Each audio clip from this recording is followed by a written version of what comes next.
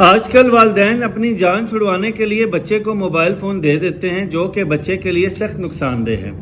Mobile phone ہمارے بچوں کے لیے کن کن نقصانات کا باعث بن سکتا ہے، آج اس پر بات کرتے ہیں۔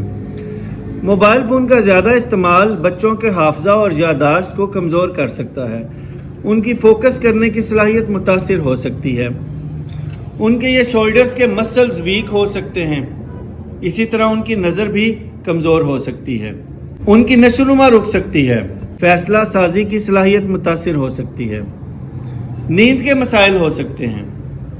اس لیے اپنے بچے کو زیادہ دیر موبائل استعمال کرنے کی اجازت بالکل نہ دیں۔ بچوں کو بھی چاہیے کہ اگر والدین منع کریں تو وہ منع ہو جائیں اور بہت زیادہ موبائل کا استعمال مت کریں۔